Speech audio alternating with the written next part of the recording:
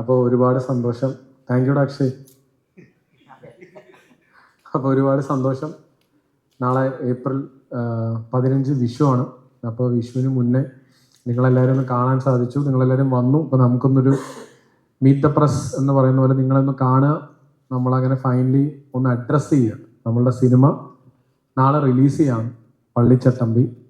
എനിക്ക് തോന്നുന്നു നമ്മൾ ഏപ്രിൽ 9 നമ്മൾ പ്ലാൻ ചെയ്തു. പിന്നീട് അത് ഇലക്ഷൻ കാരണം 10 മാറ്റി. പിന്നീട് സെൻസർ ഡി ഇലക്ഷൻ കാരണം തന്നെ നമുക്ക് അവിടെ നിന്ന് മാറ്റി 15 എത്തേണ്ട വന്നു. അങ്ങനെ ഫൈനലി ഞങ്ങൾക്ക് ഭയങ്കര സന്തോഷമുണ്ട് വിഷു ദിവസം നിങ്ങളുടെ മുമ്പിലേക്ക് നമ്മുടെ സിനിമ എത്തിക്കാൻ സാധിച്ചതിൽ. നിങ്ങൾ ട്രെയിലറും പാട്ടും ഇതെല്ലാം കണ്ടു എന്ന് എനിക്ക് തോന്നുന്നു. ഒരുപാട് സന്തോഷം. മാക്സിമം സപ്പോർട്ടാണ്. ഇപ്പോൾ നമ്മൾ ബുക്കിങ്സ് ഇന്നലെ സ്റ്റാർട്ട് ചെയ്തു. നല്ല റെസ്പോൺസ് ഉണ്ട്. ഒരുപാട് സന്തോഷമുണ്ട് നിങ്ങളുടെ മുമ്പിലേക്ക് നമ്മുടെ സിനിമ എത്തിച്ചതിൽ. അങ്ങനെ നാളെ ഞങ്ങളുടെ പള്ളിച്ചട്ടമ്പി നിങ്ങളുടെ പള്ളിച്ചട്ടമ്പി ആവുകയാണ്, നമ്മുടെ പള്ളിച്ചട്ടമ്പിയാണ്. അപ്പോൾ എന്തായാലും വിഷു ദിവസം പൊളിക്കാനായിട്ട് നമ്മൾ എത്തി. ഇതാണ് ഒന്ന് അഡ്രസ്സ് ചെയ്യുക, നിങ്ങളായിട്ടൊന്ന് പങ്കിടുക ഞങ്ങളുടെ സന്തോഷം. ഇതാണ് നമ്മൾ ഉദ്ദേശിച്ചത്.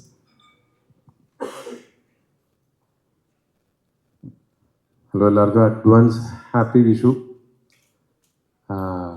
അപ്പോൾ നമ്മൾ ആദ്യം പ്ലാൻ ചെയ്തിരുന്ന ഡേറ്റ് അല്ലെങ്കിലും എനിക്ക് തോന്നുന്നു ഇതാണ് ഇപ്പോഴാണ് കറക്റ്റ് ഡേറ്റ് ആയത്. അതൊരു ഞങ്ങളുടെ ഭാഗത്തുനിന്നുള്ളൊരു വിഷു കൈനീട്ടമായിട്ട് കരുതുക. നിങ്ങൾക്ക് എല്ലാവർക്കും ഈ സിനിമ ഇഷ്ടപ്പെടുമെന്ന് കരുതുന്നു. ഇത് എൻ്റെ അടുത്ത് ഡിജോവും സുരേഷ് ഏട്ടനും 2018 അവസാനത്തിൽ ഇതിൻ്റെ കഥ പറഞ്ഞപ്പോൾ മുതൽ ഞാൻ വളരെ എക്സൈറ്റഡ് ആയിട്ടുള്ളൊരു എലമെൻറ്റ് അത് ഇപ്പോഴും ഈ സിനിമയിൽ വളരെ നന്നായി തന്നെ പ്രതിഫലിക്കുന്നുണ്ട് എന്നാണ് ഞാൻ വിശ്വസിക്കുന്നത്. പക്ഷേ ഇനിയിപ്പോൾ ഒരു ദിവസം കൂടെ ഉള്ളു. അപ്പോൾ ഈ സിനിമ നാളെ റിലീസാവുകയാണ്. അപ്പോൾ ഞങ്ങളിതിനെ പറ്റിയിട്ട് എന്തൊക്കെ അവകാശവാദങ്ങൾ പറയുന്നു അതിനേക്കാളൊക്കെ ഉപരി ഒരു ദിവസം കൂടെ നാളെ വൈകുന്നേരം ഈ സമയത്ത് നിങ്ങൾ പലരും ഈ സിനിമ കണ്ടിട്ടുണ്ടോ, അപ്പോൾ നിങ്ങൾക്ക് നേരിട്ട് അറിയാനും പറ്റുമായിരിക്കും. അപ്പോൾ ഞങ്ങൾ വളരെ പ്രതീക്ഷയോടെയും ആത്മാർത്ഥതയോടെയും തന്നെ ചെയ്തിട്ടുള്ളൊരു സിനിമയാണ്. നാളെ രാവിലെ മുതൽ അത് ഞങ്ങളുടെ മാത്രം സിനിമയല്ല, നിങ്ങളുടെയും കൂടെ സിനിമയാണ്. ആത്യന്തികമായിട്ട് നിങ്ങളെ എൻ്റർടൈൻ ചെയ്യിക്കുക എന്നുള്ളതാണ് ഞങ്ങൾ ചെയ്യുന്ന ഓരോ സിനിമകളുടെയും ഉദ്ദേശം. അത് ഈ സിനിമ കൊണ്ട് നടക്കട്ടെ, സംഭവിക്കട്ടെ എന്ന് ആഗ്രഹിക്കുന്നു.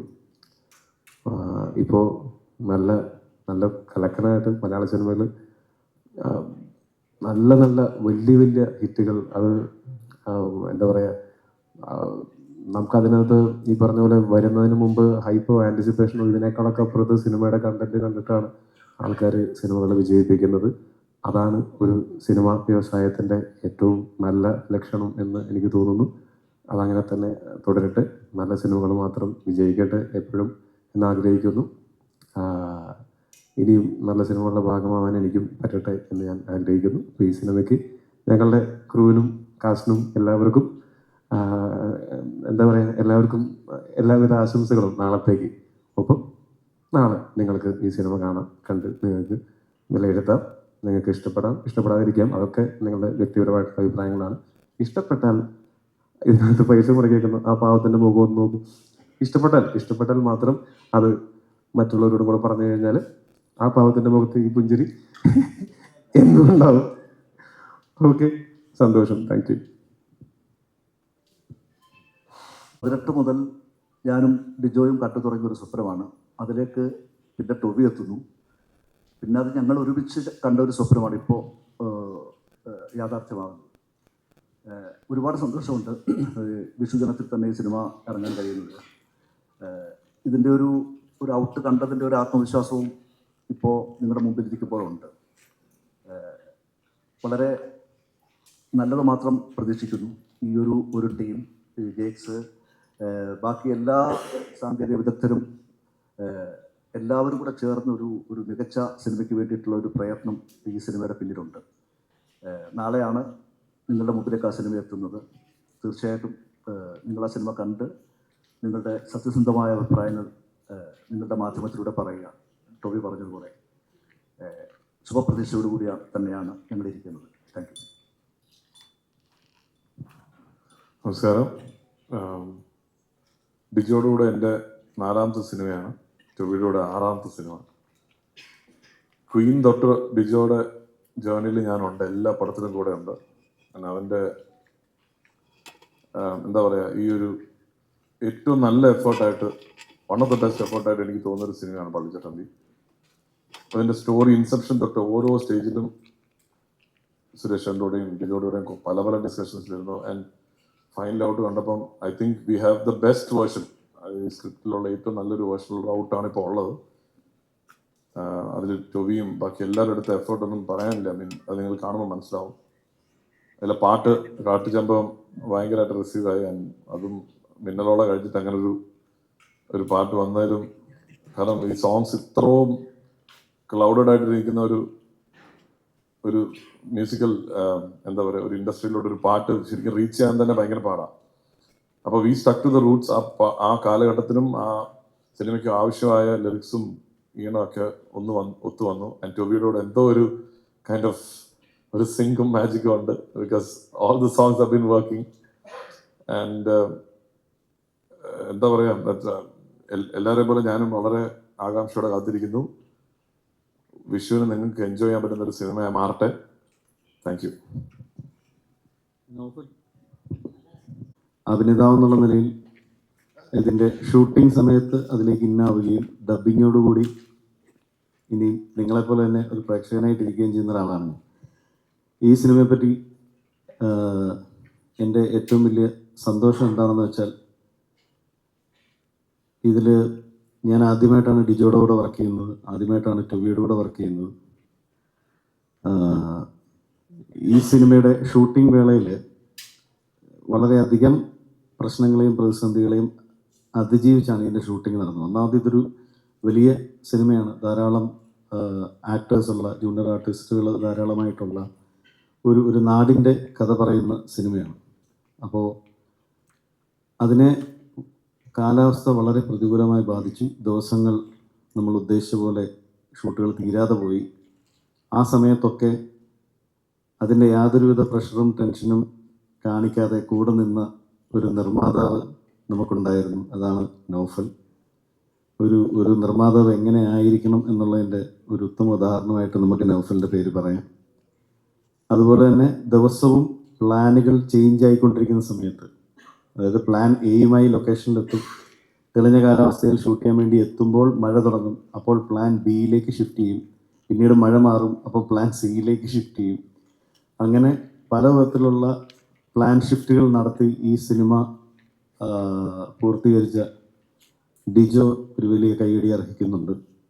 ഇതിൻ്റെ ആദ്യത്തെ നമ്മൾ പ്രേക്ഷകൻ എന്നുള്ള നിലയിൽ ആദ്യമേ നമ്മളുടെ അടുക്കിലേക്ക് എത്തുന്നത് ഇതിൻ്റെ മ്യൂസിക്കാണ്. ആ പാട്ട് തന്നെ സൂപ്പർ ഹിറ്റാക്കിയ ജേക്സും ഒരു വലിയ കൈയടി അർഹിക്കുന്നുണ്ട്. ഇന്നത്തെ കാലഘട്ടത്തിൽ ഒരു ചരിത്രത്തിൻ്റെ നാൾവഴികളിലൂടെ നടന്നുപോയ ഒരു നായകൻ്റെ കഥ പ്രേക്ഷകരിലേക്ക് തൂലികയിലൂടെ എത്തിച്ച സുരേഷ് ഏട്ടനും ഒരു വലിയ കൈയടി അർഹിക്കുന്നുണ്ട്. അങ്ങനെ ഇതിൻ്റെ ഭാഗമായി നിൽക്കുമ്പോൾ അഭിമാനത്തോടെയും ബഹുമാനത്തോടെയും മാത്രം നോക്കി കാണാൻ പറ്റുന്ന ഒരു സംഘം ആൾക്കാരുടെ ഒപ്പമാണ് ഞാനിവിടെ ഇരിക്കുന്നത്. ഒരു കാലഘട്ടത്തിൻ്റെ കഥയിൽ ഒരു വീരൻ്റെ, ഞാനിപ്പം ഒരു ഇൻ്റർവ്യൂവിൽ പറഞ്ഞു, അയാൾ ഒരു വീരനായിരുന്നു എന്ന് പറയുമ്പോൾ നമ്മൾ മുത്തശ്ശി കഥകളിലൂടെ കേൾക്കുന്ന കഥകളിലെ നായകന്മാരെ പറ്റി ഉണ്ടാവുന്ന നമുക്കൊരു സങ്കല്പങ്ങളുണ്ട്. ആ സങ്കല്പത്തിലേക്ക് സിനിമയിലെ ഒരു നായകൻ വളർന്നു വരണമെന്നുണ്ടെങ്കിൽ അദ്ദേഹം വളരെ വലിയൊരു എഫേർട്ട് അതിൻ്റെ പിന്നിലുണ്ട്. ആ എഫേർട്ട് വളരെ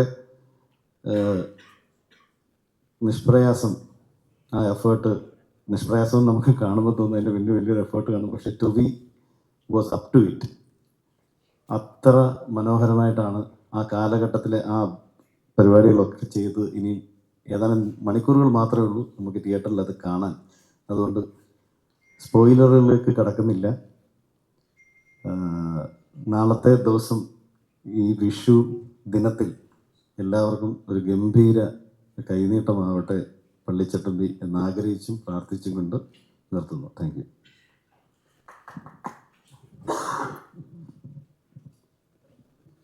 അതെ, ഇനിയിപ്പോൾ ഒരു ലാസ്റ്റില്ല. എനിക്ക് തോന്നുന്നു ഞങ്ങളുടെ ഈ സിനിമയുടെ കൊച്ചു മുതലാളി, അതായത് പ്രൊഡ്യൂസർ എന്ന് പറയുന്ന വേൾഡ് വൈഡ് ഫിലിംസ് ആണ്. എനിക്കൊന്ന് 2 വർഷം മുന്നേ ഞങ്ങൾ സംസാരിച്ച് തുടങ്ങിയതാണ് പള്ളിച്ചട്ടമ്പിയിലേക്ക് ഞങ്ങൾ വരുന്നത്. അപ്പോൾ ബ്രിജേഷ് ഉണ്ടായിരുന്നു, നൗഫൽ ഉണ്ടായിരുന്നു. അത് കഴിഞ്ഞ് യാത്ര തുടരുമ്പോൾ CCC ബ്രദേഴ്സ് വന്നു ചേർന്നു. പിന്നെ ഇവർ രണ്ടുപേരും കൂടെ ഒരുമിച്ച് ആണ് ശരിക്കും പറഞ്ഞാൽ ഈ സിനിമയുടെ യാത്രയിൽ ഷൂട്ടിംഗ് സെറ്റ് മുതൽ ഇന്ന് ഈ മൊമെൻ്റ് വരെ ഞങ്ങളുടെ ഒപ്പം യാത്ര ചെയ്യണം. സാധാരണ പ്രൊഡ്യൂസർമാരൊക്കെ ചിലർ സെറ്റിൽ വരില്ല എന്ന് പറയും, ചിലർ വരല്ലേ എന്ന് നമ്മൾ പ്രതീക്ഷിക്കും. എന്നാൽ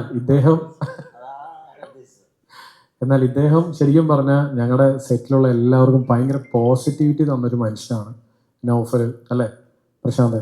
നമ്മളൊക്കെ അന്നും ഓരോ ദിവസം വരുമ്പോഴത്തേക്കും ഞങ്ങൾ ഓരോ ബുദ്ധിമുട്ടിലൂടെ കടന്നു പോകുമ്പോഴും ഇദ്ദേഹവും വളരെ അത് കാണുമ്പോൾ വേദനയും വിഷമം ഉണ്ടെങ്കിലും ഉള്ളിൽ അതെല്ലാം ഒതുക്കി ഭയങ്കര സ്ട്രോങ് ആയിട്ട് നമുക്ക് പോസിറ്റിവിറ്റി സംസാരിച്ച ആളാണ്.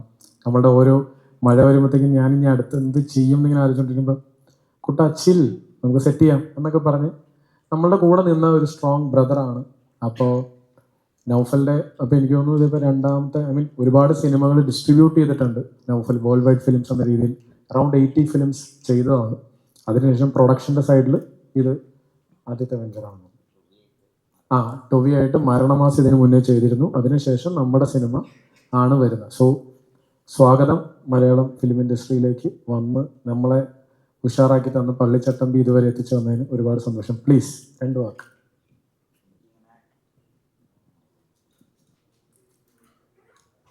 ഭയങ്കരമായിട്ട് സംസാരിക്കാനൊന്നും അറിയില്ല, പക്ഷേ ഒരു അനുഭവം തന്നെയായിരുന്നു. ഒരു ഡിസ്ട്രിബ്യൂട്ടർ എന്നുള്ള രീതിയിൽ സിനിമയെ ഭയങ്കരമായി സ്നേഹിക്കുന്നതാണ് ഞാനും എൻ്റെ പാർട്ട്ണറും നമ്മുടെ പ്രൊഡ്യൂസേഴ്സും എല്ലാവരും. അപ്പം ആദ്യം ഇങ്ങനെ ഇത്രയും വലിയൊരു സിനിമ നമ്മുടെ കമ്പനീനെ ഏൽപ്പിക്കാൻ ഡിജോ കാണിച്ച ധൈര്യം, അതിനെ ഞാൻ അപ്രിഷ്യേറ്റ് ചെയ്യുന്നു. ഇല്ല പക്ഷെ നല്ലൊരു അനുഭവമായിരുന്നു. ഒരുപാട് ആൾക്കാരോട് നന്ദി പറയാനാണ് ഞാൻ ഈ അവസരം ഉപയോഗിക്കാൻ ആഗ്രഹിക്കുന്നത്. 2000-ഓളം സപ്പോർട്ടീവ് ആർട്ടിസ്റ്റുകൾ നമ്മുടെ സിനിമയിൽ അഭിനയിച്ചിട്ടുണ്ട്. അതല്ലാണ്ട് ഇപ്പോൾ ടൊവി മുതൽ ഒരുപാട് മലയാളത്തിലെയും തമിഴിലെയും തെലുങ്കിലെയൊക്കെ ഒരുപാട് ആർട്ടിസ്റ്റുകൾ നമ്മുടെ സിനിമയിൽ സഹകരിച്ചിട്ടുണ്ട്.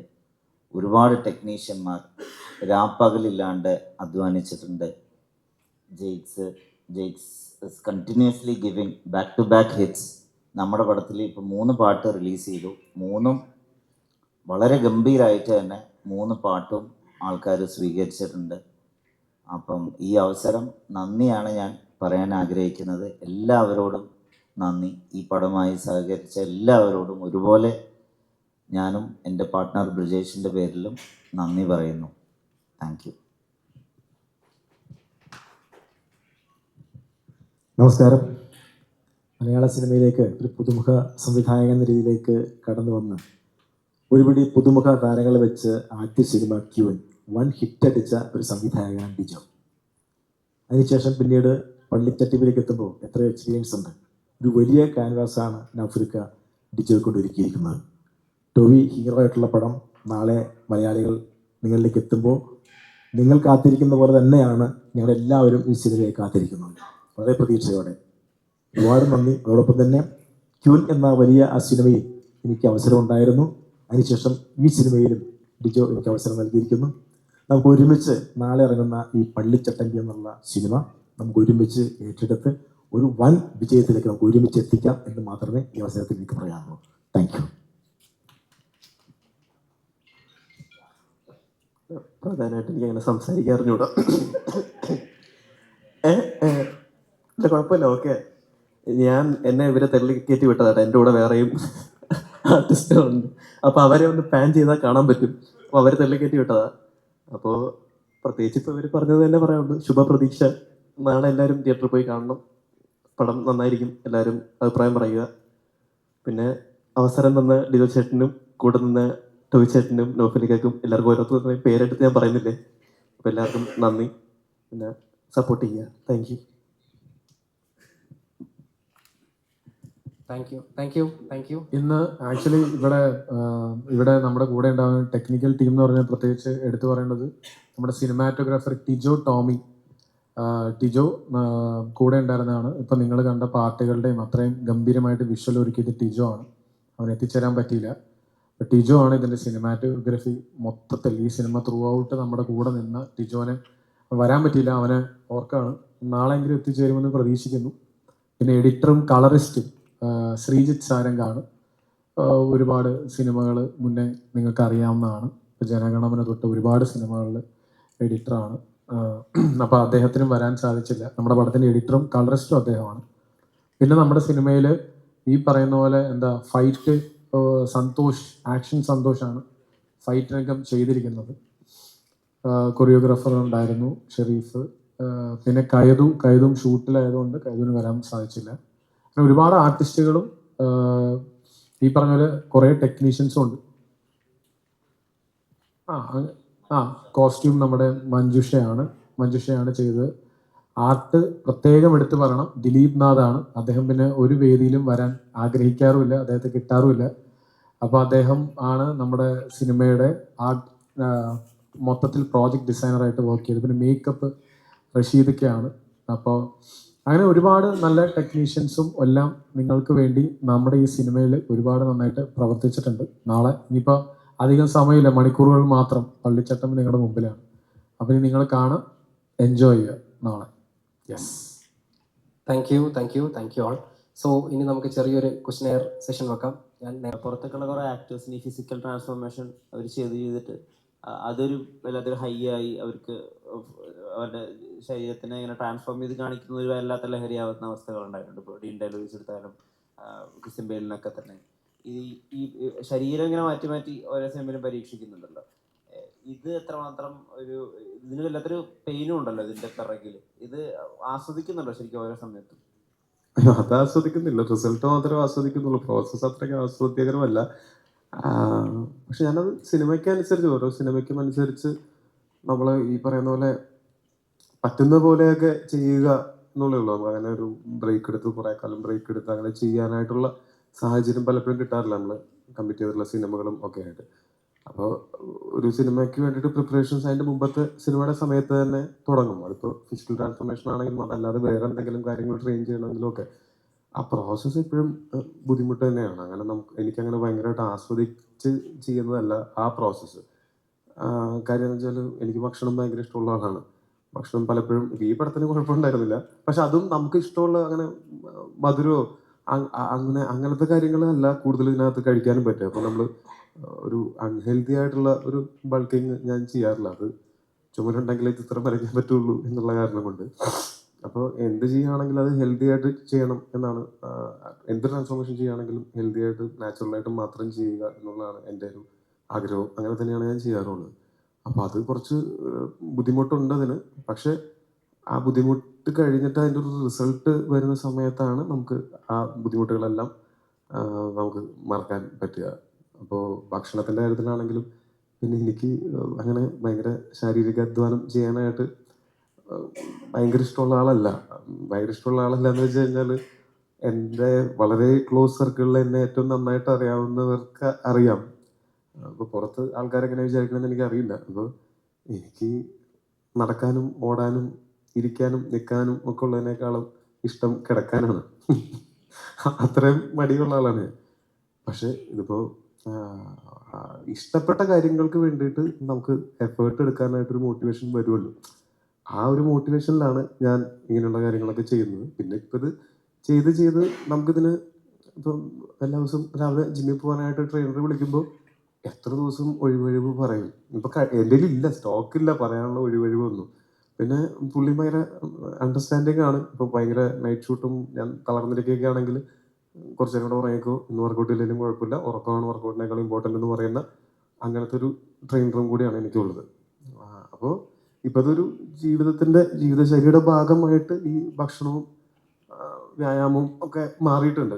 സിനിമയിൽ വന്നിട്ട് ഇപ്പോൾ ഈ കണ്ട നാളുകൾക്കിടയിൽ ആ പ്രോസസ്സ് എന്ന് പറഞ്ഞാൽ അതിൽ വെച്ചാൽ മസിൽ സോർനെസ്സും പിന്നെ നമ്മൾ ഇഷ്ടപ്പെട്ട ഭക്ഷണം വേണ്ടെന്ന് വെക്കുന്ന സമയത്ത് നമുക്കുണ്ടാവുന്ന ബുദ്ധിമുട്ടുകളും നിങ്ങൾക്കൊക്കെ ഉണ്ടാവുന്ന പോലെ എനിക്കും നന്നായിട്ട് ഉണ്ടാവുന്നുണ്ട്. അത് അത്രയ്ക്ക് എൻജോയ് ചെയ്യാൻ പറ്റുന്ന സാധനമല്ല. അത് റിസൾട്ട് മുന്നേ കണ്ടിട്ട് അതാണ് നമ്മുടെ മോട്ടിവേഷൻ. പിന്നെ എന്തെങ്കിലും കാര്യം ചെയ്യുമ്പോൾ എല്ലാവരും ചെയ്യുന്നുണ്ട്, അവരിൽ നിന്ന് എന്ത് മാറ്റം എനിക്ക് ഞാൻ ചെയ്യുന്ന കാര്യങ്ങളും ചെയ്യാൻ പറ്റും എന്നുള്ളൊരു ചിന്തയിൽ നിന്നാണ് ആ ഒരു 1 extra mile ഒരു നമ്മൾ സ്വയം പുഷ് ചെയ്ത് ചെയ്യുന്നത്. എന്നെ സംബന്ധിച്ചിടത്തോളം ഈ സിനിമ നടക്കുന്ന കാലഘട്ടം ഒരു 75 വർഷങ്ങളെങ്കിലും പിറകിലാണല്ലോ. അപ്പോൾ ആ സമയത്ത് ഇപ്പോൾ പാൻറ് ഇടാതെ നടക്കുന്ന ആളുകൾ, മലയാളത്തിൻ്റെ അക്ഷരലിപി തന്നെ വേറെ രീതിയിൽ, അല്ലെങ്കിൽ വാക്കുകൾ വേറെ രീതിയിൽ.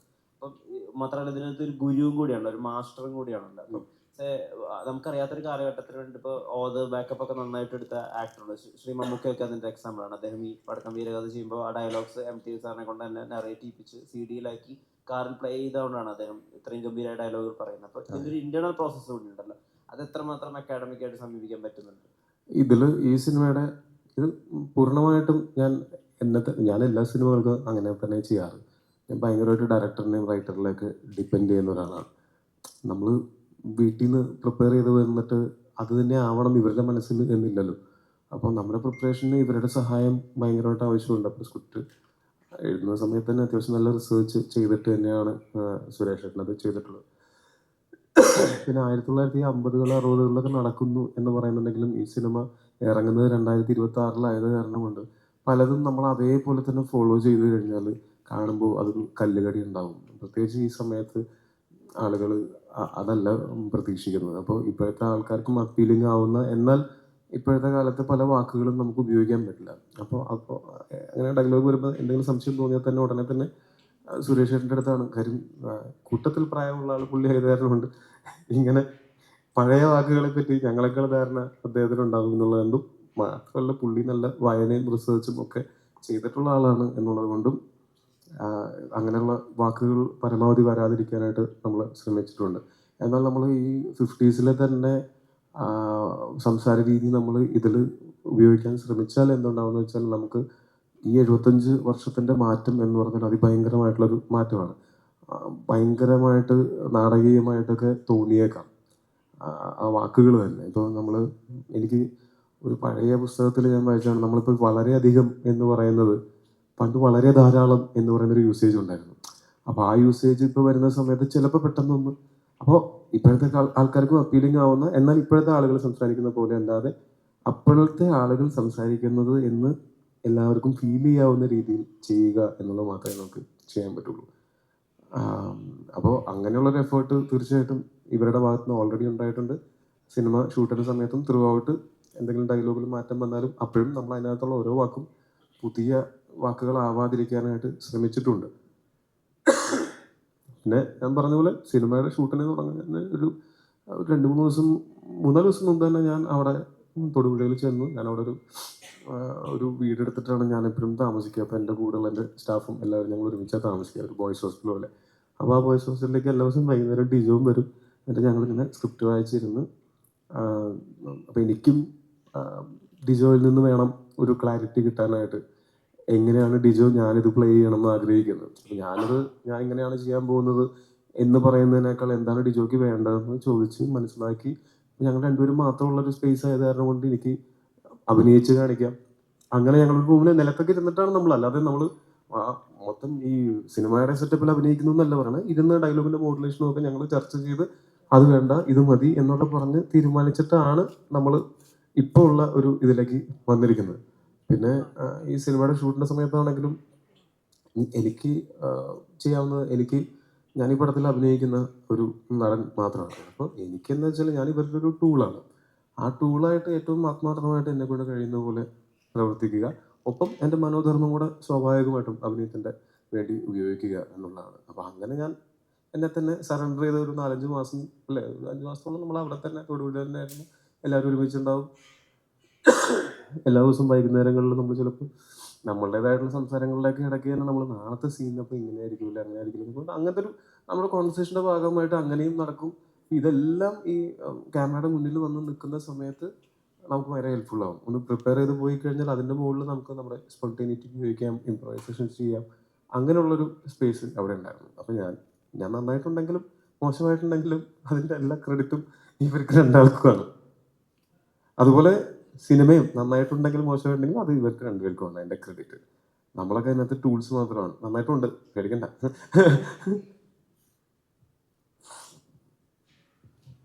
സിനിമകളുടെ പേര് പോലെയാണ് തോന്നുന്നത്. അപ്പോൾ ടോവിനോ എന്ന താരത്തെ എത്രത്തോളം ഇതിൽ യൂസ് ചെയ്തിട്ടുണ്ട്, അതായത് എത്ര ഫൈറ്റ്, പഞ്ച് ഡയലോഗ്, ആ രീതിയിലാണോ ടോവിനോയെ പ്രസന്റ് ചെയ്തിട്ടുള്ളത്?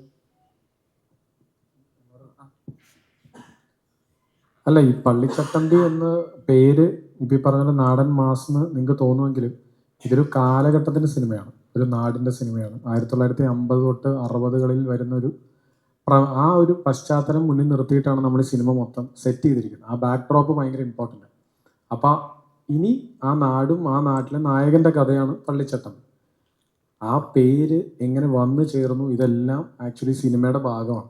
ചട്ടമ്പി എന്ന് പറയുന്നത് നമ്മൾ കേട്ടിട്ടുണ്ടാകും, പക്ഷെ പള്ളിച്ചട്ടമ്പി അതെന്തിന്, എങ്ങനെ, അതാണ് ആക്ച്വലി ഈ സിനിമയുടെ ഓവറോൾ ഒരു ഡ്രൈവ്.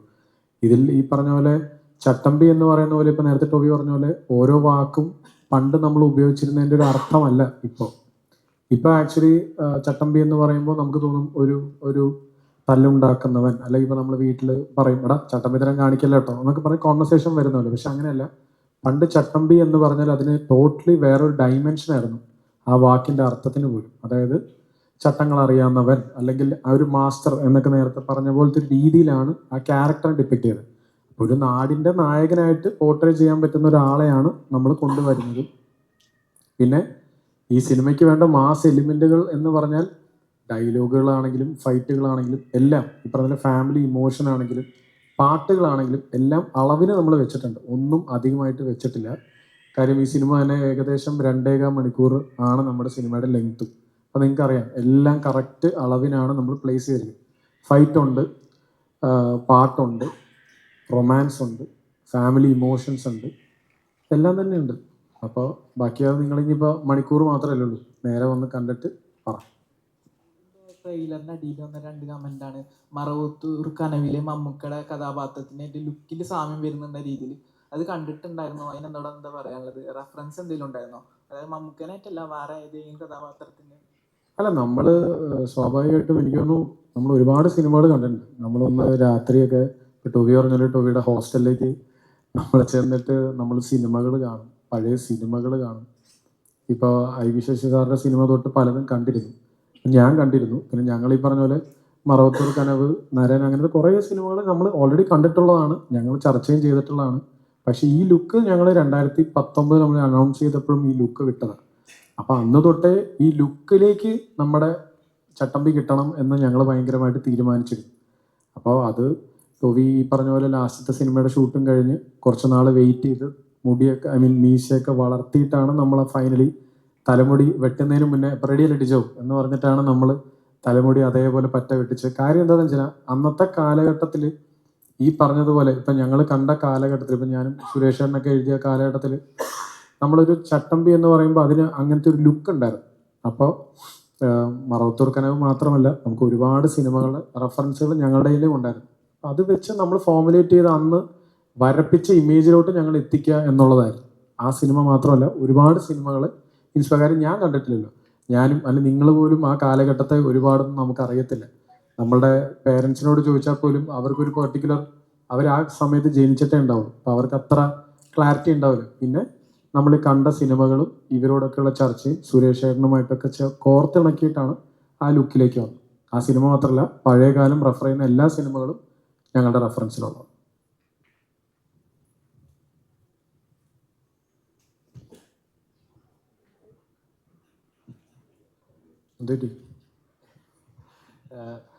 കേട്ടിരുന്നു, എത്രത്തോളം ടഫായിരുന്നു ഇപ്പൊ ഈ പോയിന്റ് നിൽക്കുമ്പോൾ? അതെ, ഈ കാലഘട്ടത്തിൽ ആ സിനിമ ചെയ്യുമ്പോൾ ഉള്ള പ്രശ്നങ്ങളല്ലേ. നമ്മളിപ്പം സ്റ്റോറിയിൽ സെൻസറിങ്ങിന്റെ ഇഷ്യൂസ് നടന്നിരുന്നു. അപ്പം ഒരു കഥ ചെയ്ത ആദ്യമായി സ്റ്റോറി പിന്നീട് ഒന്ന് പൊളിച്ചു മാറ്റി എന്ന് കേട്ടിരുന്നു. അല്ല, അത് ആക്ച്വലി സെൻസർ ഇഷ്യൂവും അതും തമ്മിൽ ബന്ധമില്ല. പക്ഷെ നമ്മൾ 2018 ഈ സിനിമയുടെ തോട്ട് സുരേഷ് ഏട്ടൻ പറയുന്ന അന്ന് തൊട്ട് നമ്മൾ ഏകദേശം ഒരു 8 വർഷം എടുത്തു ഇന്നിപ്പോൾ സിനിമ പൂർത്തിയായി. അപ്പോൾ അതിൻ്റെ ഇടയിൽ ഓരോ വെള്ളിയാഴ്ചകളിലും നമ്മൾ ഓരോ സിനിമകൾ വരിക. അപ്പം നമുക്കറിയാലോ നമ്മളുടെ സിനിമയുടെ മെയിൻ പ്ലോട്ട് സെയിം തന്നെയാണ്. അപ്പം നമ്മുടെ നായകൻ, നാട്, ഇതെല്ലാം സെയിം, അതിൽ വ്യത്യാസമൊന്നുമില്ല. പക്ഷെ അതിൻ്റെ പ്ലേസ്മെൻറ്റിൽ കുറേ വേരിയേഷൻസ് ഉണ്ടായിരുന്നു. അത് ഈ പറഞ്ഞ പോലെ ഓരോ വർഷം കൂടുന്നപ്പോൾ ഒരു 2-3 വേരിയേഷൻസ് ഞാനും സുരേഷേട്ടനും മാറ്റി ഞങ്ങൾ ഏകദേശം ഒരു 3 ഡ്രാഫ്റ്റോളം ആക്കിയിട്ടാണ് നമ്മുടെ ഫൈനൽ ഒരു പൊസിഷനിലേക്ക് വരുന്നത്. അതിലേക്ക് എത്തിയിട്ട് പിന്നെ സബ് ലെയേഴ്സൊക്കെ കുറേ ചേഞ്ചസ് ഒക്കെ വരുന്നത്. അതൊക്കെ ബേസിക്കലി കാലഘട്ടം ആവശ്യപ്പെട്ട മാറ്റങ്ങളാട്ടോ. അതായത് മുന്നേ ഒരു സിനിമയുടെ ഒരു ബേസ് സെക്ഷൻ അങ്ങനെ വന്നെങ്കിൽ ഇനിയിപ്പോൾ നമ്മൾ അത് ഉപയോഗിക്കേണ്ട, പകരം അതിൻ്റെ പ്രമേയം ജസ്റ്റ് ഒന്ന് മാറ്റി വെച്ച് വേറൊരു ഏരിയ വെക്കാമെന്ന്. പക്ഷെ നമ്മുടെ ബേസ് പ്ലോട്ട് സെയിം തന്നെയാണ്. പിന്നെ ഈ സെൻസറിൻ്റെ കാര്യം പറഞ്ഞത് അത് നമ്മളുടെ കാലഘട്ടം ആക്ച്വലി ഞാൻ പറഞ്ഞില്ലേ കേരളം ആക്ച്വലി 1957-58 കാലഘട്ടമൊക്കെ നമുക്ക് ഭയങ്കര ഇമ്പോർട്ടൻ്റ് ആണ്, അറിയാലോ. ഈ EMS ഭരണത്തിൽ വരുന്നത് നമ്മുടെ കേരളത്തിൻ്റെയൊക്കെ ഏറ്റവും ചരിത്രപരമായിട്ടുള്ള ഒരു കാലഘട്ടമാണ്. അപ്പോൾ ആ കാലഘട്ടം നമ്മളുടെ ബാക്ക് ഡ്രോപ്പിൽ നമ്മൾ റെഫർ ചെയ്യേണ്ടത് വരുന്നതുകൊണ്ട് ചെറിയ ചെറിയ പരാമർശങ്ങൾ, പേരുകളൊക്കെ ഒന്ന് ജസ്റ്റ് ട്വീക്ക് ചെയ്യുക, അങ്ങനത്തെ കുറച്ച് കൺസേൺസ് മാത്രമേ ഉണ്ടായിരുന്നുള്ളൂ സെൻസറിൻ്റെ അവിടെ. വേറെ അങ്ങനെ പ്രശ്നങ്ങളൊന്നും ഉണ്ടായിരുന്നില്ല. പക്ഷെ അത് ഈ പറയുന്നത് നമുക്ക് ബേസിക്കലി ഉണ്ടായിരുന്ന ഇലക്ഷൻ വന്നതുകൊണ്ടാണ് നമുക്കത് ഒന്ന് മാറ്റി 10-ാം തീയതി വെച്ചത്. പക്ഷെ അപ്പോഴും നമുക്ക് സെൻസർ കിട്ടാണ്ട് വന്നുകൊണ്ട് പിന്നീട് അത് മാറ്റി 15-ലേക്ക് ആക്കിയെന്നു. അതാണ് അതിൻ്റെ ഒരു നോർമലി ഒരു ആക്ടറെ സംബന്ധിച്ച് അവരുടെ ബാരിയേഴ്സ് ബ്രേക്ക് ചെയ്യുക എന്ന് പറയുന്നത് ചെറിയൊരു കാര്യമല്ല. അപ്പോൾ നമ്മൾ കിട്ടുന്ന കഥാപാത്രം അതിൻ്റെ ഒരു എക്സ്ട്രീം ലെവലിൽ അല്ലെങ്കിൽ ആ കഥാപാത്രമായി മാറുക എന്ന് പറയുന്നത് ചെറിയൊരു പ്രോസസ് അല്ല. ഇപ്പോൾ ഇതിൽ ചട്ടമ്പിയാണെങ്കിൽ ചട്ടമ്പിയായിട്ട് മാറുമ്പോഴാണ് ഇപ്പം നാളെ തന്നെ ചാക്കോച്ചൻ്റെ മറ്റൊരു പടം ഇറങ്ങുകയാണ് ദുരൂഹ സാഹചര്യത്തിൽ. അപ്പോൾ അതിലെ കഥാപാത്രങ്ങളും എൻ്റെ ഒരു ബോഡി ട്രാൻസ്ഫോർമേഷൻ നടത്തുന്ന നമുക്ക് പെട്ടെന്ന് റിലേറ്റ് ചെയ്യാൻ പോലും പറ്റുന്ന ഒരു ലെവലിൽ ട്രാൻസ്ഫോർമേഷനാണ്. അപ്പം ടോവിന് എത്രത്തോളം കെയർഫുൾ ആണ് വരുന്ന കഥാപാത്രങ്ങൾ എനിക്ക് പ്രേക്ഷകർ ഒരിക്കലും പ്രേക്ഷകൻ കാണരുത് എന്നുള്ളൊരു ആക്ടറുടെ ഒരു ഇതുണ്ടല്ലോ, എത്രത്തോളം ടഫായിരുന്നു അത്? അല്ല, അത് ടഫ് തന്നെയാണ്. കാര്യം അൾട്ടിമേറ്റ്ലി ഞാനാണല്ലോ ഇത് ചെയ്യുന്നത്. അപ്പോൾ എന്നെ അതിൽ കാണാനുള്ള, പരമാവധി ഞാനതിൽ ഇല്ലെങ്കിൽ പോലും ഓൾറെഡി ഞാനാണത് ചെയ്യുന്നതെന്ന് നിങ്ങൾക്കൊക്കെ അറിയുകയും ചെയ്യാമല്ലോ. ഇത് ടോവിനോ ആണ് അത് എന്നുള്ള ഓൾറെഡി നിങ്ങൾക്ക് അറിയാം. അപ്പോൾ പിന്നെ അത് ഭയങ്കര എഫേർട്ടാണ് മറ്റൊരാളെ പോലെ തോന്നിപ്പിക്കുക എന്ന് പറയുന്നത്. അതിന് വേണ്ടിയിട്ടുള്ള എഫേർട്ട് സ്വാഭാവികമായിട്ടും ആ ശ്രമം എല്ലാ സിനിമകളിലും ഉണ്ട്, ഈ സിനിമയിലും ഉണ്ടായിട്ടുണ്ട്. അതിൽ ആ എഫേർട്ടിന് നമ്മളെ ഹെൽപ്പ് ചെയ്യുന്നത് ഞാൻ നേരത്തെ പറഞ്ഞ പോലെ ഞാൻ ഭയങ്കരമായിട്ട് എന്നെ തന്നെ ഡയറക്ടർക്ക് സറണ്ടർ ചെയ്തിട്ട് ഞാൻ ഭയങ്കരമായിട്ട് ഡയറക്ടറിനെ ഡിപ്പെൻഡൻ്റ് ആയിട്ട് നിൽക്കുന്ന ഒരാളാണ്. അപ്പോൾ ഇത് ഞാൻ ഒറ്റയ്ക്ക് അല്ല ഇത് രൂപപ്പെടുത്തുന്നത് ക്യാരക്ടറിനെ. അപ്പോൾ രൂപപ്പെടുത്തുന്നതിന് മറ്റൊരാളുടെയും കൂടെ സഹായം വരുന്ന സമയത്ത് എൻ്റെ ബുദ്ധിയിലും എൻ്റെ ചിന്തയിലും ഞാൻ സൃഷ്ടിക്കുന്ന ഒരു കഥാപാത്രത്തിനേക്കാളും ഇതിൻ്റെ ആക്ച്വൽ സൃഷ്ടാക്കളായിട്ടുള്ള ഇതിൻ്റെ റൈറ്ററും സംവിധായകരും കൂടി എനിക്ക് ഇൻപുട്സ് തരുന്ന സമയത്ത് എൻ്റെ ആ ശ്രമത്തിന് കുറച്ചും കൂടെ സഹായകരമാണ്. അത് ആണ് ഞാൻ പരമാവധി ശ്രദ്ധിക്കുന്ന ഒരു കാര്യം. പിന്നെ അത് മാത്രമല്ല, അതല്ലാതെയും ഇനി വരാനിരിക്കുന്ന സിനിമകളിൽ ഞാൻ ചെറുതും വലുതുമായിട്ടുള്ള വേഷങ്ങൾ ചെയ്തിട്ടുണ്ട്. അതിലെല്ലാം ഞാനത് അങ്ങനത്തെ ഒരു ബാരിയർ ബ്രേക്ക് ചെയ്യാനായിട്ട് ശ്രമിച്ചിട്ടുണ്ട്. നിങ്ങൾക്കും അതുപോലെ തന്നെ എന്താ പറയുക, എൻ്റെ അംശം എന്തായാലും അതിനകത്തുണ്ടാവും, അതില്ല എന്നല്ല ഞാൻ പറയുന്നത്. പക്ഷെ മറ്റൊരാളെ പോലെ തോന്നിയേക്കാം, അങ്ങനത്തെ സിനിമകളും ചെയ്തു വെച്ചിട്ടുണ്ട്.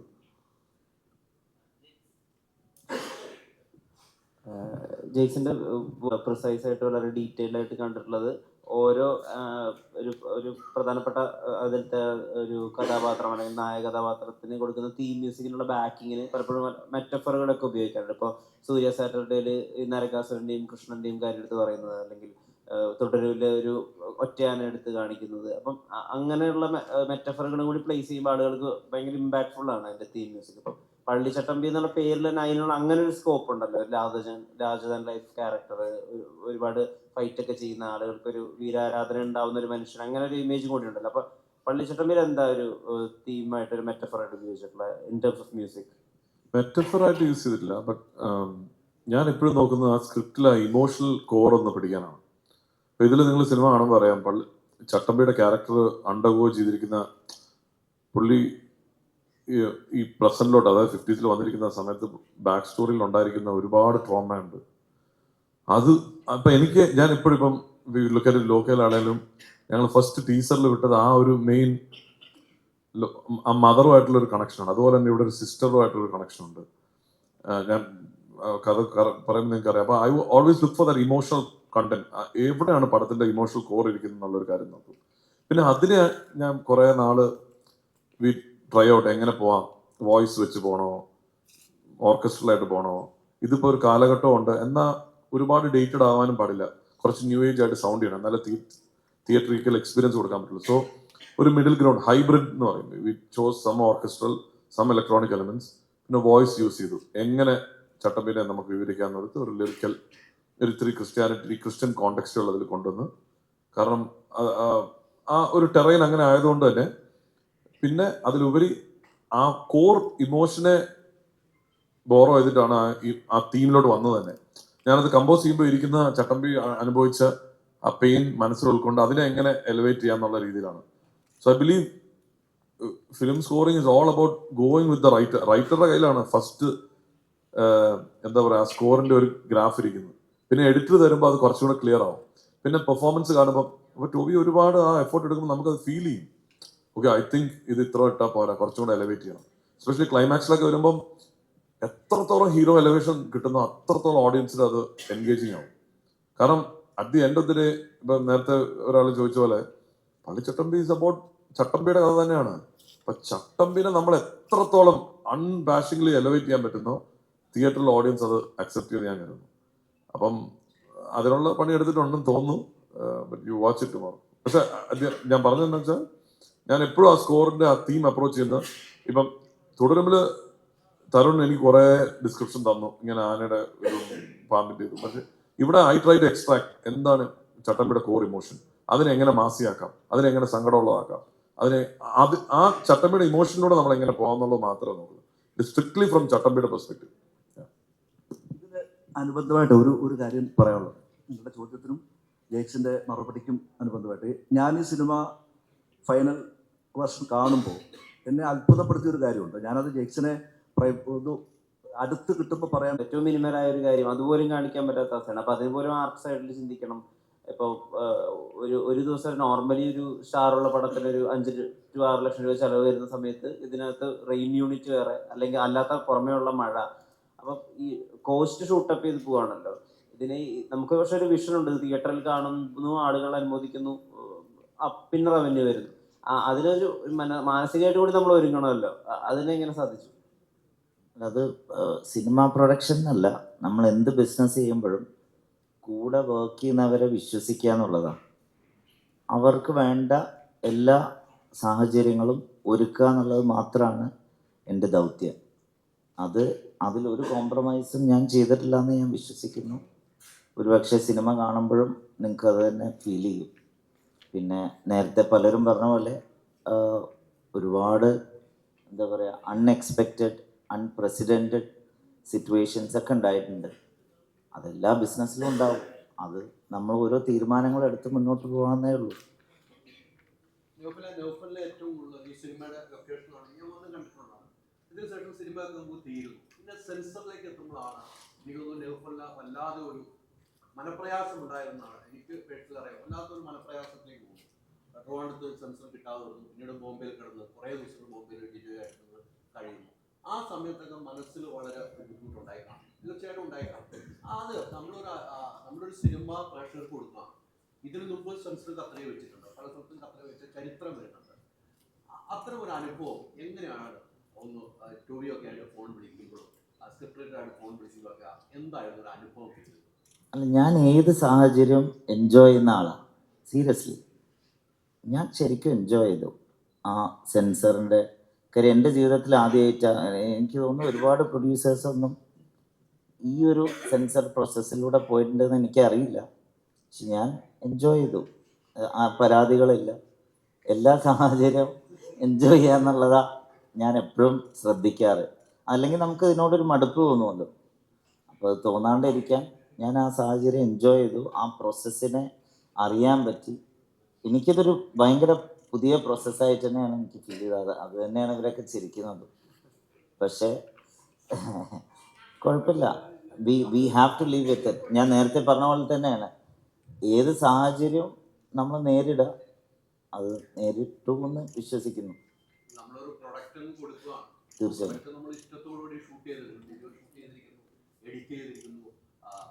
തീർച്ചയായും നല്ല ഗംഭീരമായിട്ട് അഭിനയിച്ചു. ആ സാധനങ്ങളൊക്കെ ഒരു പല ആർട്ടിസ്റ്റുകളിലെ പല ഭാഗങ്ങളാണ് ഇവർ സെൻസർ ബോർഡ് പറയുന്നത്. അത് നമ്മൾ കേട്ടിരിക്കുമ്പോൾ നമ്മുടെ മാനസികാവസ്ഥ ഉണ്ടല്ലോ. അല്ല, ഫോർച്ചുനേറ്റ്ലി നമുക്ക് ഈ പ്രോസസ്സിലൂടെയൊക്കെ പോയെങ്കിൽ പോലും ഒരുപാട് കട്ടുകളൊന്നും നമുക്ക് വന്നിട്ടില്ല.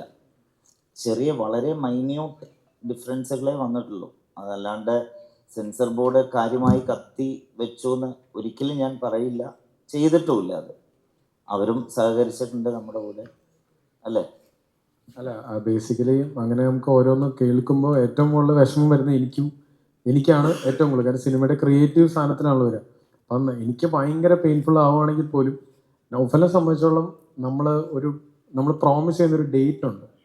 അത് പലപ്പോഴും നമ്മൾ അറിഞ്ഞോ അറിയാതെയോ മാറിപ്പോകുന്നതിലാണ് നൗഫലിന് ഏറ്റവും. നൗഫലിന് മാത്രമല്ല അതും ഞങ്ങളുടെ എല്ലാവരുടെയും, അതുകൊണ്ടാണ് ബേസിക്കലി ഇന്നിപ്പോൾ പ്രസ് മീറ്റിൻ്റെ ഉദ്ദേശം. കാര്യം 9 എന്ന് പറഞ്ഞു, പിന്നെ നമ്മളത് മാറ്റി ഇലക്ഷൻ ആയതുകൊണ്ട് 10 വെച്ചു. പക്ഷേ നമുക്ക് സെൻസറിൻ്റെ ഇതും ഇഷ്യൂ സർട്ടിഫിക്കറ്റ് കിട്ടാതെ വന്നുകൊണ്ട് അത് 15 മാറ്റി. അപ്പോൾ ഡേറ്റ് ഫൈനലി നമ്മൾ പ്രോമിസ് ചെയ്ത് നമുക്ക് ഡെലിവർ ചെയ്ത് നമ്മൾ വിഷുവിന് എത്തിക്കാൻ പറ്റിയതിൽ സന്തോഷമുണ്ട്. പക്ഷെ എനിക്ക് തോന്നുന്നു നമ്മൾ ഈ സിനിമ തുടങ്ങുമ്പോഴേ വിഷു ആണ് നമ്മുടെ വിഷുവിന് റിലീസ് എന്നുള്ളതാണ്. ഇപ്പോൾ കഴിഞ്ഞ എൻ്റെ സിനിമയും ഞാനും ടോബിയും പാർട്ട്ണർ ചെയ്ത അതും മരണമാസം വിഷുവിനാണ് റിലീസ് ചെയ്തത്. അന്നേ ഞങ്ങൾക്കൊരു ആഗ്രഹം ഉണ്ടായിരുന്നു അടുത്ത വിഷുവിനെ പള്ളിച്ചട്ടമ്പി എത്തിക്കണമെന്ന്. അതെങ്ങനെയൊക്കെ കറങ്ങി തിരിഞ്ഞ് കറക്റ്റ് ആ വിഷുവിനെ തന്നെ എത്തി എന്നുള്ളതാണ്. അപ്പോൾ അതിനെയും പോസിറ്റീവായിട്ട് മാത്രമേ ഞാൻ കാണുന്നുള്ളൂ. ഈ ഷൂട്ടിംഗ് സമയത്ത് ജോബി ഒരു ദിവസം പോലും മുടക്കം വേണ്ട. ജോബി പറയായിരുന്നു ഒരു ദിവസം പോലും വേണ്ട, എത്ര രാത്രിയായാലും ഓക്കെയാണ്, രാവിലെ വിളിക്കുമ്പോൾ തന്നെ വരും.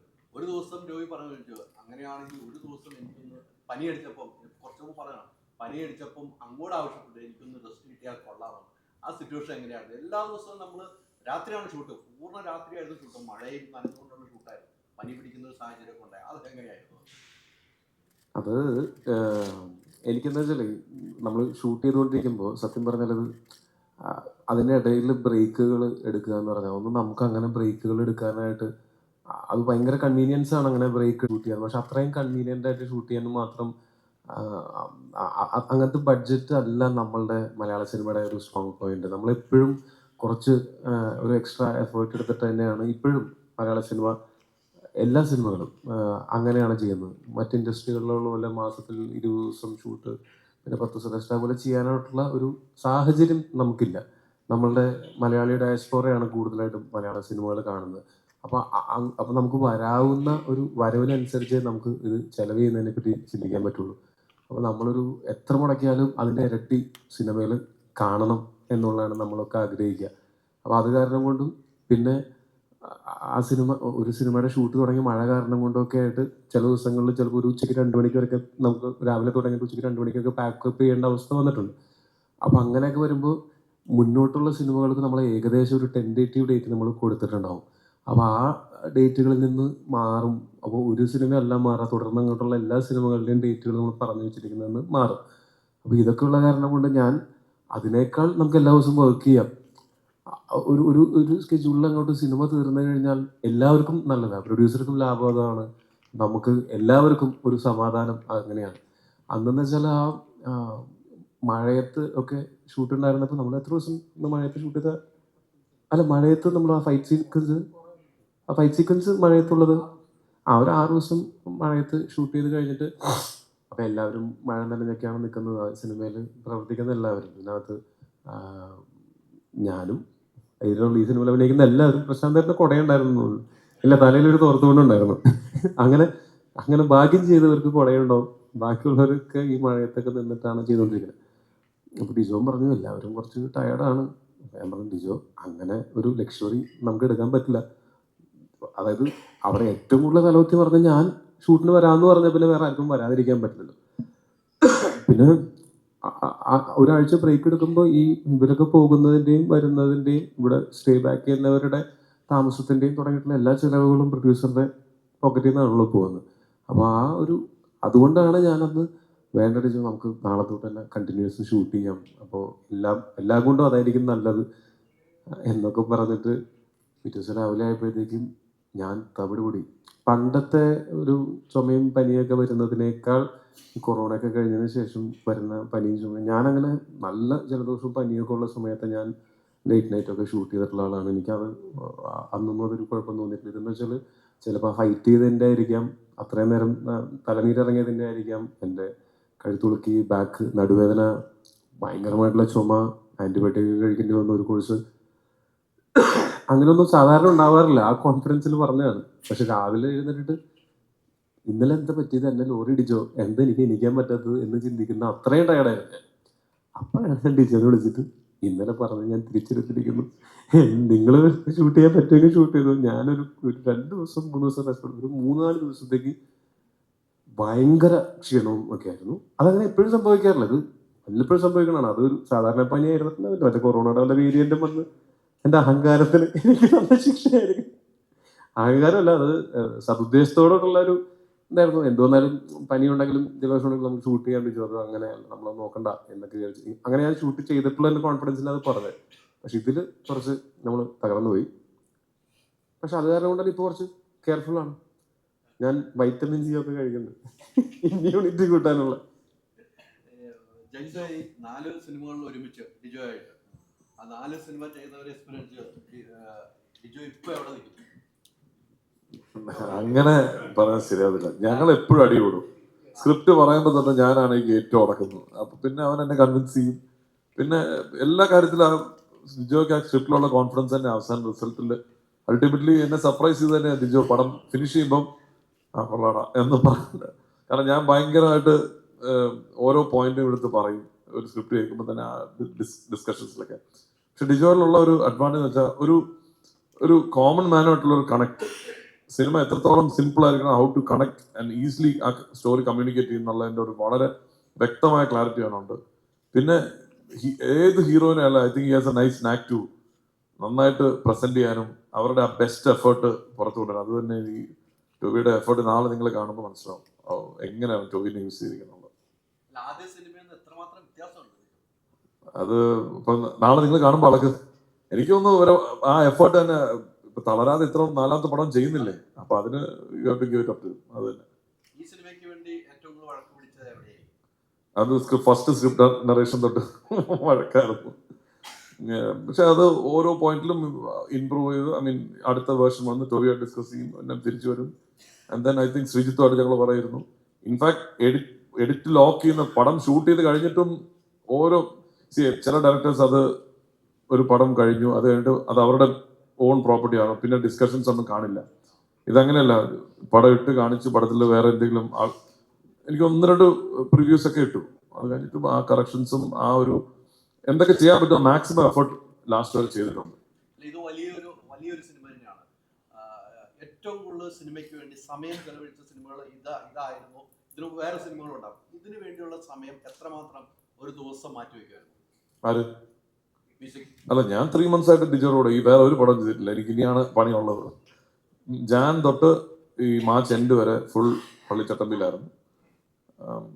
ഏറ്റവും കൂടുതൽ അത് ഞങ്ങൾ ചെയ്ത ഏറ്റവും 3 പടത്തിൽ ഏറ്റവും കൂടുതൽ ടൈം സ്പെൻഡ് ചെയ്തിരിക്കുന്നത് ഈ പടത്തിലാണ്.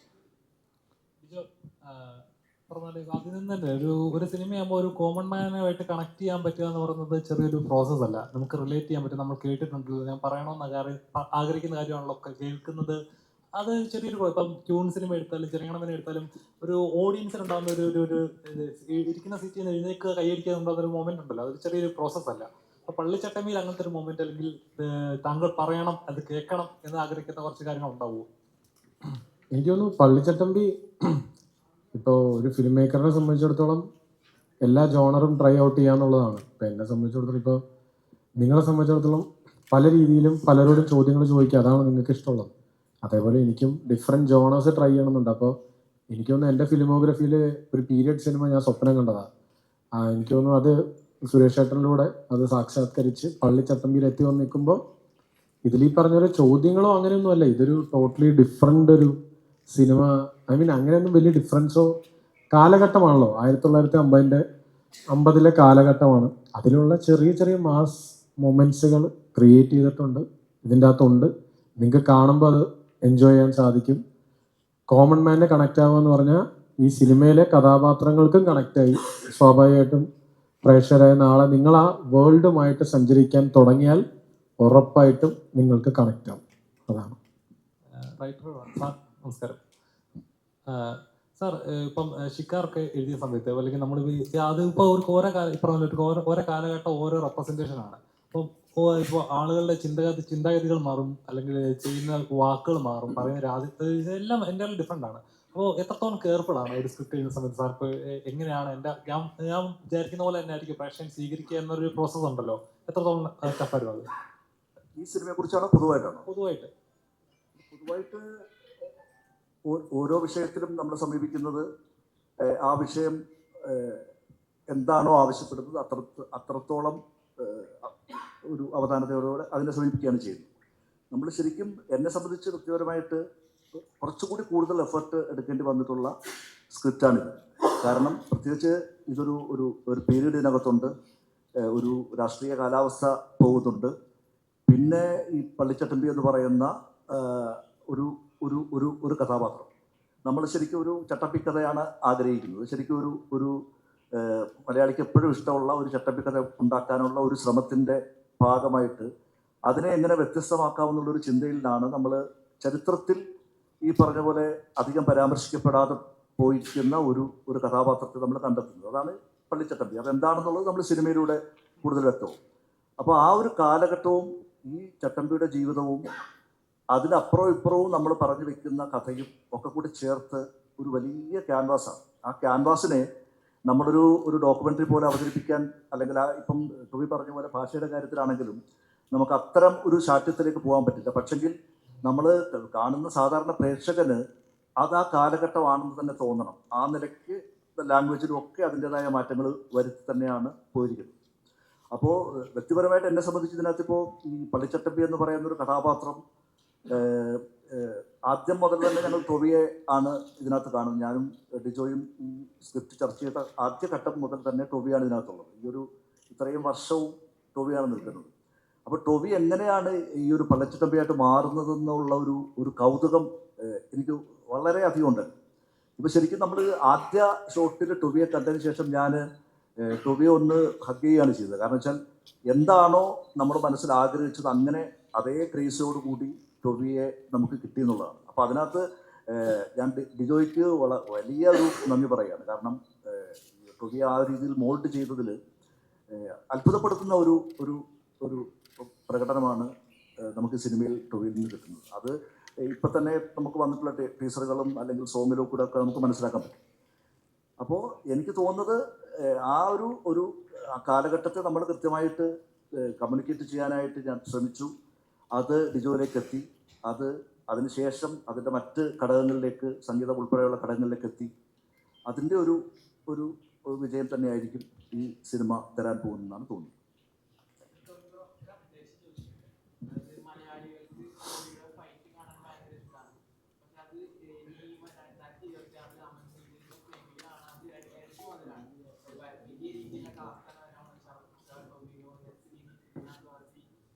സൗബിക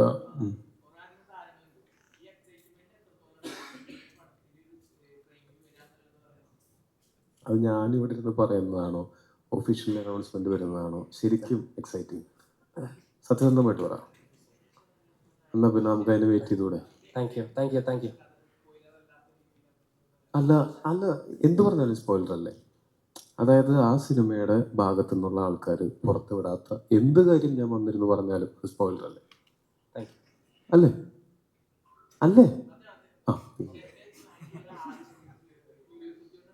അത് ഇതിൻ്റെ ക്യൂരിയോസിറ്റി കൊണ്ട് ബാക്കിയുള്ള എല്ലാവരുടെയും സ്പോയിലർ ആക്കണം എന്ന് പറയുന്നത് എന്തൊരു സെൽഫിഷാടാ നീ.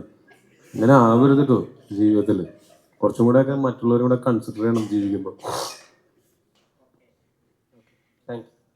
Thank you guys. Thank you. അതിനൊരു അപ്ഡേറ്റ് ഞാൻ തരാം. അതിന്റെ ഇന്റർവ്യൂ ഒക്കെ ഓൾറെഡി കൊടുത്തു തുടങ്ങിയിട്ടുള്ളല്ലേ. അത് ഈ പറഞ്ഞ പോലെ മെയ് 14 റിലീസാണ്.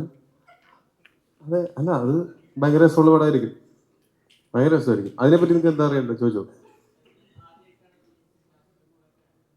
പക്ഷെ എനിക്ക് കുറേ നാളായിട്ട് പരിചയമുള്ളതാണ് വിനീതേട്ടനൊക്കെ.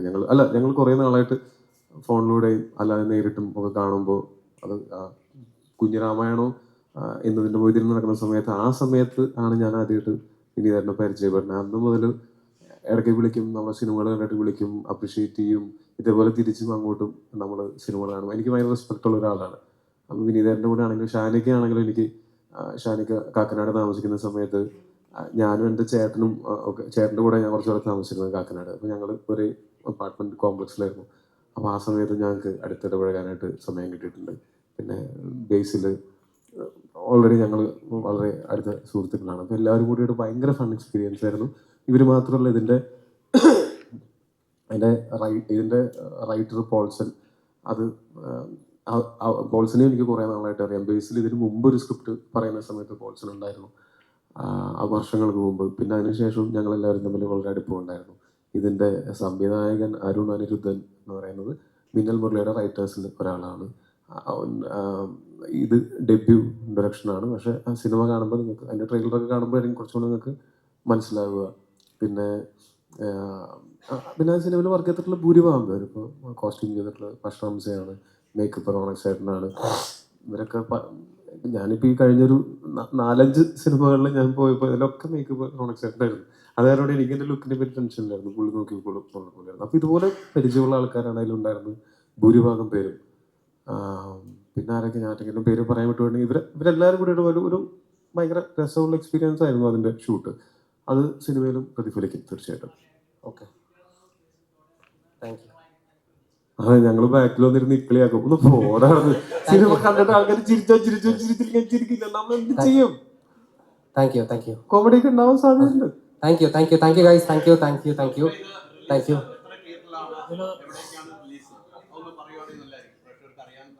തീർച്ചയായും ഞാൻ ഒരു ഡിസ്ട്രിബ്യൂട്ടർ ആയതുകൊണ്ട് തന്നെ ഒരു കോംപ്രമൈസും ചെയ്തിട്ടില്ല. എനിക്ക് തോന്നുന്നു one of the biggest release തന്നെ ആയിരിക്കും നമ്മുടെ സിനിമ നാളെ. ലോകം മുഴുവൻ ഏതാണ്ട് 34ഓളം രാജ്യങ്ങളിൽ സിനിമ ഇറങ്ങുന്നുണ്ട്. ഇന്ത്യയിലാണെങ്കിൽ പോലും, നോർത്ത് ഇന്ത്യയിലാണെങ്കിലും, കർണാടക, തമിഴ്നാട്, ആന്ധ്ര, തെലുങ്ക് എല്ലാം ഏറ്റവും ദി ബെസ്റ്റ് ഡിസ്ട്രിബ്യൂട്ടേഴ്സ് തന്നെയാണ് നമ്മുടെ പടം തിയേറ്ററുകളിൽ എത്തിക്കുന്നത്. കേരളത്തിൽ ഞാൻ തന്നെയാണ് ഡിസ്ട്രിബ്യൂട്ട് ചെയ്യുന്നത്. അപ്പം കേരളത്തിൽ എനിക്ക് തോന്നുന്നു ഏതാണ്ട് 300-ൽ പരം സ്ക്രീനുകളിൽ ഇറങ്ങുന്നുണ്ട്. തമിഴ്, തെലുങ്ക്, കന്നഡ, ഹിന്ദി ഈ 4 ഭാഷകൾ. ഇന്ത്യയിൽ 17-ാം തീയതിയാണ് റിലീസ്. ഈ പറയുന്ന സെൻസറിൻ്റെ പ്രശ്നങ്ങളുള്ളതുകൊണ്ട് ഓവർസീസിൽ എല്ലാ ഭാഷകളും നാളെ തന്നെ റിലീസ് ചെയ്യുന്നുണ്ട്. പറഞ്ഞു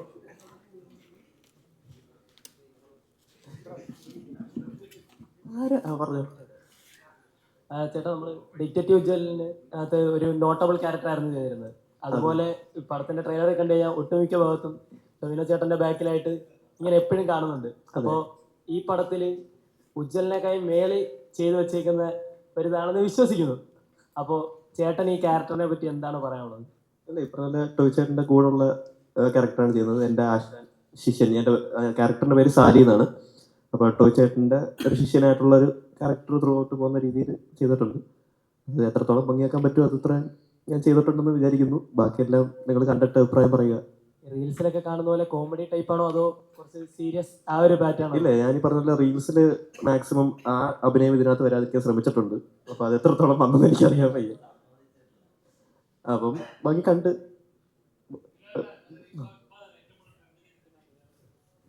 വാഴ 2 ഇറങ്ങി. ഇപ്പോൾ ബിജേനൊക്കെ ഇതേപോലെ ഒരു കഥാപാത്രം കിട്ടുമ്പോൾ ഉണ്ടാകുന്നൊരു റിയാക്ഷൻ ഉണ്ടല്ലോ, അതേപോലെ ഏറ്റവും കൂടുതൽ വെറുക്കുന്ന ഒരു അച്ഛനായിട്ട് മാറി ആ കഥാപാത്രം ചെയ്ത സമയത്ത്.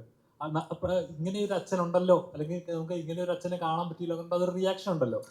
അതൊരു കഥാപാത്രം കൊടുക്കുന്ന ഒരു റിസൾട്ടാണ്. അപ്പൊ പള്ളിച്ചട്ടമേൽ അതേപോലത്തെ ഒരു കഥ, ഒരു ആക്ടറിനെ അങ്ങനത്തെ ഒരു ബ്രേക്ക് ത്രൂ കിട്ടുന്ന ഒരു കഥാപാത്രം കിട്ടുന്ന ചെറിയൊരു കാര്യമല്ല.